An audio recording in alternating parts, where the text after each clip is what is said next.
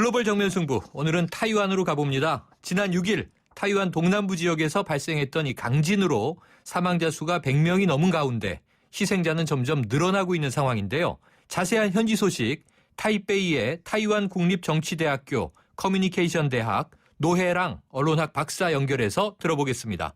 박사님, 안녕하세요. 네, 안녕하십니까. 대만의 노회랑입니다. 새해 복 많이 받으십시오. 네. 자, 먼저 지난 6일에 타이완 타이난시에서 있었던 지진, 현재 어떤 상황인지 좀 전해주시죠. 네, 지금 타이완 재해대책본부는 6일부터 약 8일간 걸쳐서 인명 구조 작업을 펼쳤고요. 지금 현재는 복구 작업이 한창입니다. 타이난시는 지금 현재 시간으로 오늘 15일 새벽 3시부터 타이난시의 한 아파트가 붕괴되면서 가로막고 있던 차도 일부를 개통시켰습니다. 네. 대만은 어제 설 연휴가 끝났습니다.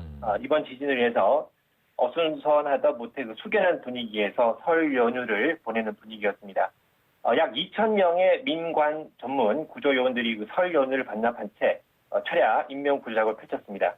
지난주 수요일인 10일까지 진도 3에서 4에 이르는 여진이 약 20여 차례 발생하면서 구조 작업을 하는데 더욱 긴장감이 감돌았다고 합니다. 네, 그럼 지금까지의 피해 규모는 어느 정도 됐나요? 네, 이번 강진으로 인해서 남부 지역에 있는 여러 동의 건물들이 일부 붕괴되거나 기우는 등의 피해가 발생했습니다. 그중 17층짜리 주상복합 건물 한 동이 완전히 무너지면서 큰 인명피해가 발생했습니다. 대만 중앙재해대책본부는 지난주 토요일인 13일 구조작업 종료를 발표했고요.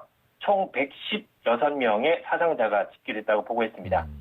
이 중에서 무너진 아파트 건물에서만 114명의 사망자가 나왔습니다. 대만 정부는 타이난시와 까오숑시 이번 지진이 발생했던 주요 지역인데요. 485개의 건물을 지목하고 이에 대한 안전성 검증을 실시할 방침이라고 합니다. 이 중에는 추가 붕괴 위험이 있는 64개의 건물이 포함되어 있습니다. 대만 현재 지금 주요 도시에서는 지난 10일부터 거리 곳곳에서 연등 축제가 열리고 있습니다. 이번 지진의 희생자를 애도하고 고통을 함께 나누는 것을 주제로 진행되고 있습니다. 네, 자 언급해 주셨지만 이 사망자의 대부분이 웨이관 진룽 빌딩에서 희생됐다고 전해지는데요. 그런데 네. 이 빌딩 기둥 주변에서 양철 식용 유통 또 이 스티로폼이 발견돼서 지금 부실 시공 논란이 일고 있다면서요. 네, 그렇습니다. 웨이관 진롱 빌딩은 지하 1층, 지하 17층짜리 주상 복합형 빌딩입니다. 네. 3층까지는 상가가 들어서 있고요. 4층부터는 이제 주거 공간으로 사용되고 있는 건물인데, 1994년에 완공이 됐습니다.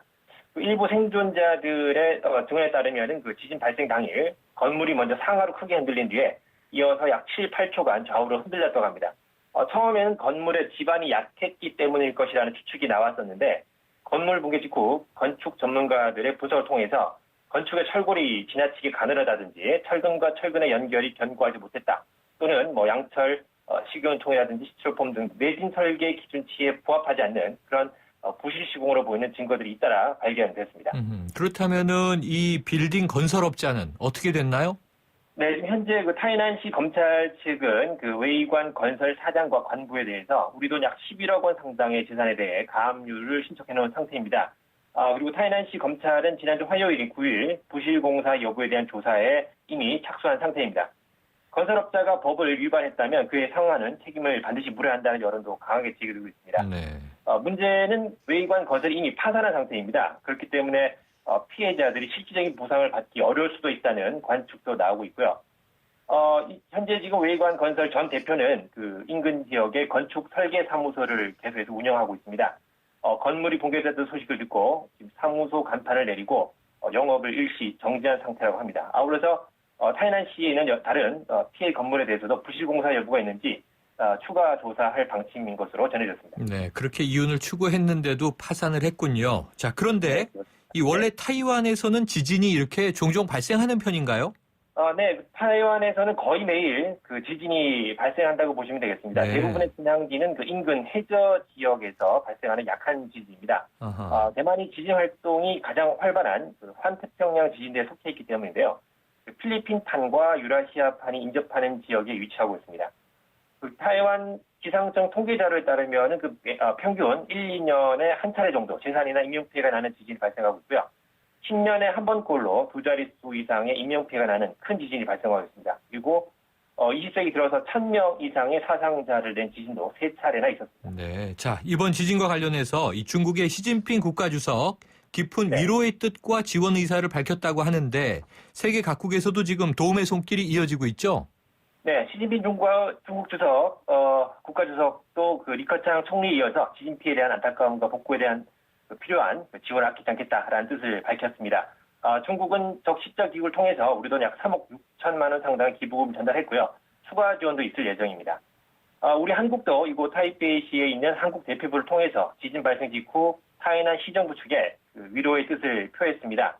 또 우리도 적십자 기구를 통해서 우리 돈 약 1억 2천만 원의 기부금을 전달했고요. 대만도 이에 대한 감사의 뜻을 표했습니다. 네.